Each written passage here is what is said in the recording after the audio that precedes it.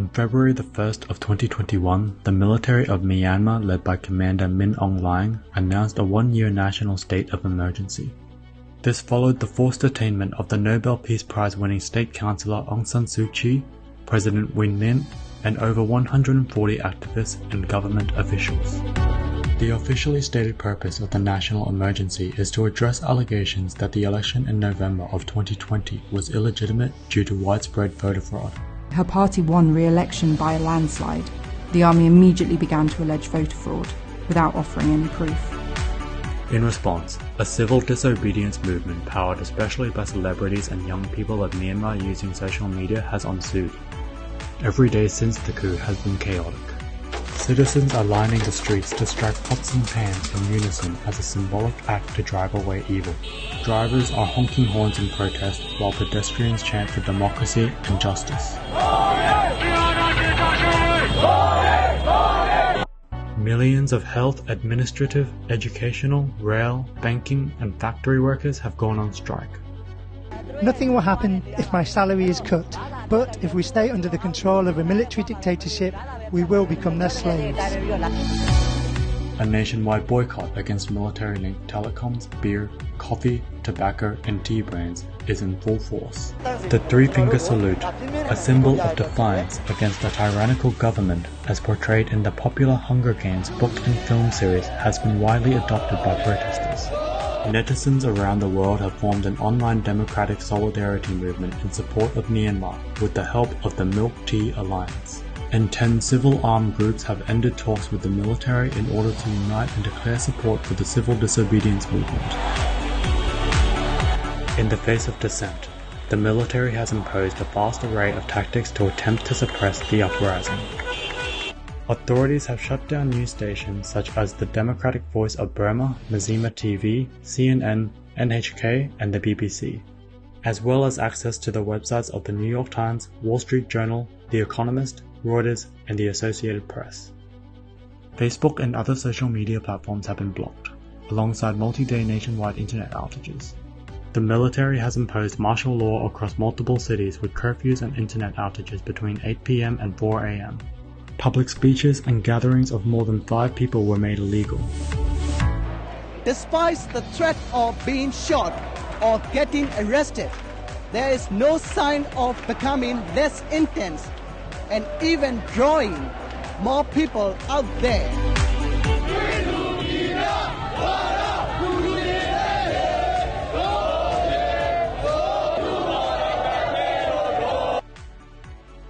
An extensive military presence, which includes armed vehicles, can now be observed alongside police and military forces, firing rubber bullets, spraying water cannons, and deploying tear gas to disperse massive rallies.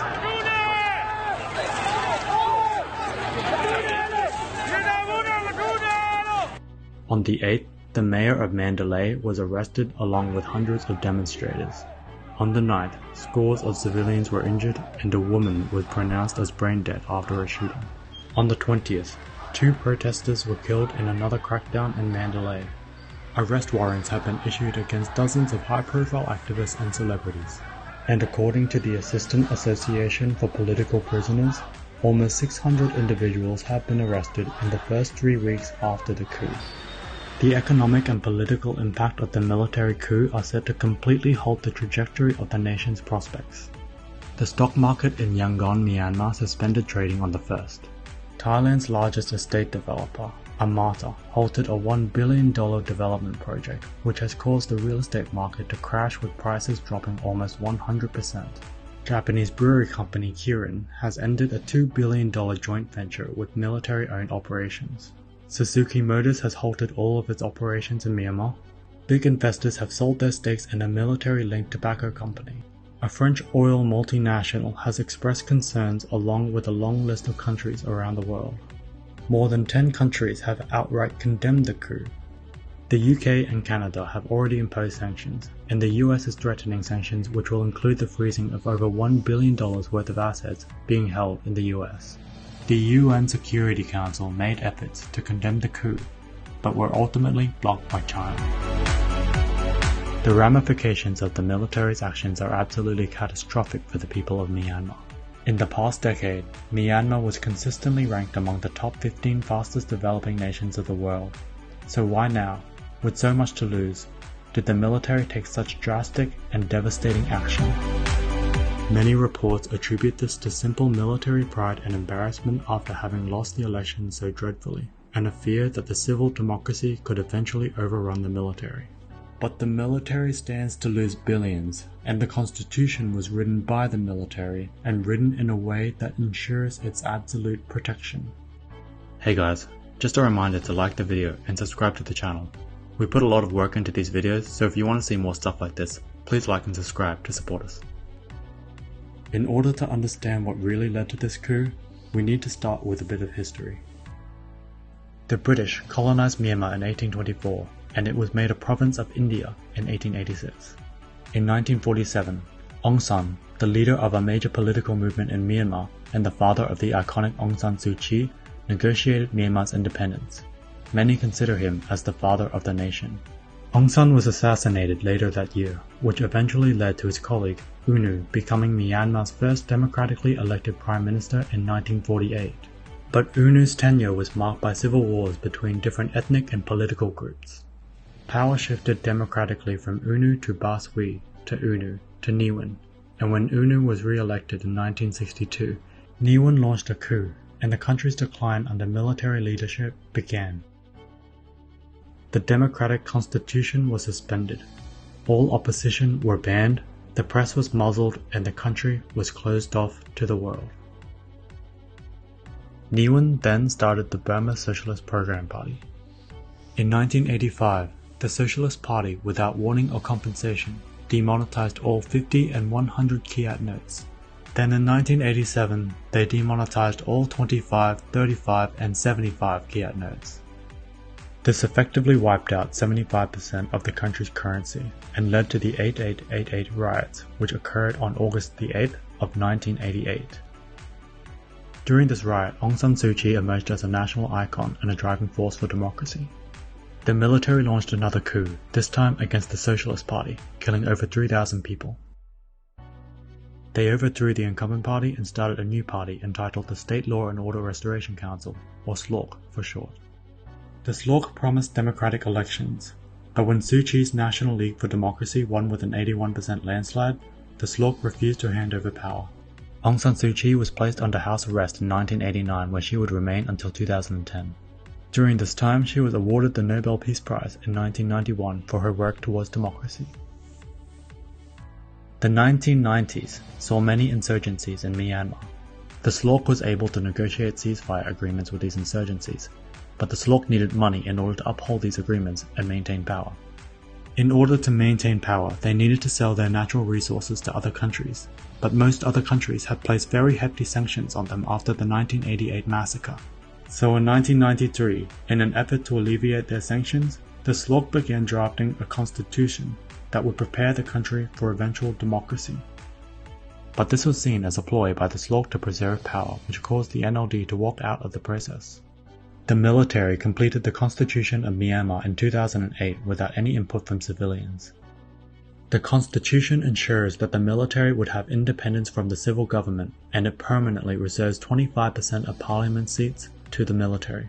Any changes to the Constitution would require a 75% vote, and therefore gives the military full veto powers against any changes to the Constitution. The NLD opposed the Constitution and boycotted the first election. In 2010, the military-endorsed party, the USDP, was voted into power. Aung San Suu Kyi was released later that year, and the US, along with other nations, began easing sanctions on Myanmar in 2012. In 2015, with the leadership of Aung San Suu Kyi, the NLD ran for office and won by a landslide. The NLD won 390 seats compared to 41 seats won by the USDP. Now, according to the Constitution, the President must have military experience, and the President himself, his spouse or children shall not be subject of a foreign power or citizen of a foreign country. Suu Kyi, having two sons which were British citizens, made her ineligible, so she was given the title of State Counsellor, and her colleague Win Myint was named President. The election of the NLD made way for an influx of foreign investment, and the country underwent unprecedented economic changes. Myanmar seemed to change overnight. The country began to develop. New buildings were built. Travel was opened up and internet access for all. And most importantly, children started going back to school. And schools were being built in some of the most remote places in Myanmar. And Myanmar was ranked the 5th most developing country in the world. But things started to change in 2017. After decades of persecution, a group of Rohingya insurgents formed the Arakan Rohingya Salvation Army, or ARSA. They say they're fighting for citizenship and basic rights. On August 25th, they launched a coordinated attack on multiple security outposts, killing 12 officers. The military burned down 200 Rohingya villages, killed and raped thousands, and forced more than 700,000 refugees to flee into Bangladesh. Even if the Rohingya survived the torchings of their villages, the massacres of villagers, they faced a very difficult path to Bangladesh. Around 50 people have died trying to cross over the border, mostly women and children who capsized in boats. On Friday alone, the daily influx of Rohingya refugees into Bangladesh was the largest in a generation.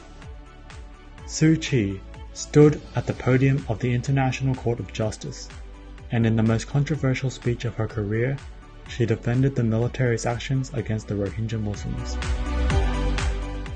Regrettably, the Gambia has placed before the court an incomplete and misleading factual picture of the situation in Rakhine State in Myanmar.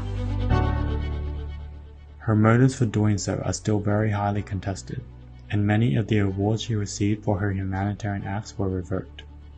Despite this, in November of 2020, the NLD won the election once again by an even larger margin than last time, this time earning 396 seats to 33 seats for the USDP.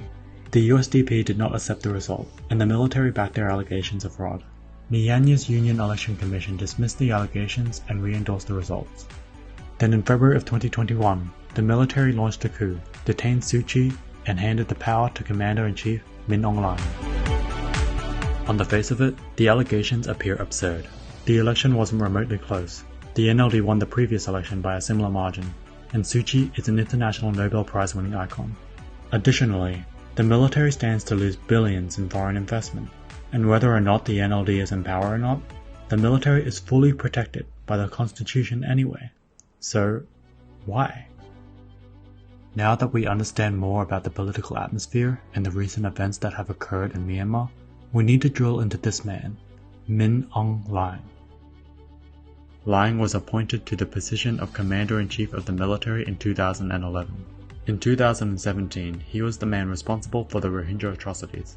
He is responsible for the coup in February and is now the most powerful man in Myanmar.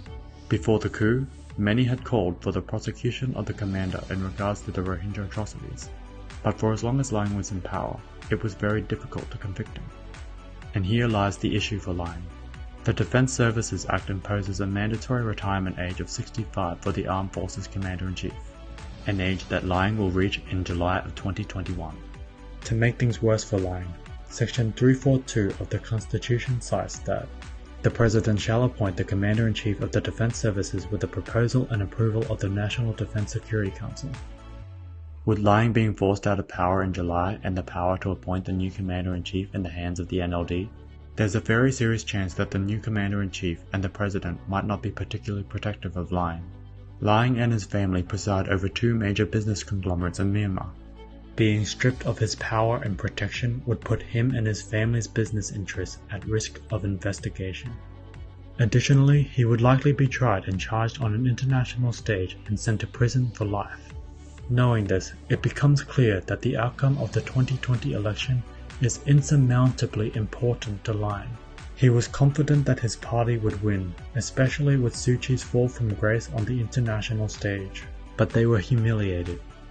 So Hlaing had no choice but to conduct a military coup, make an enemy of the people of Myanmar, the majority of the international community, and send the nation back into a spiral of devastating economic decline. Thanks for watching. Let me know what you think of this situation in the comments. A lot of people are talking about it, but it's definitely not mainstream. Do you think that the people of Myanmar will be able to peacefully fend off this military takeover?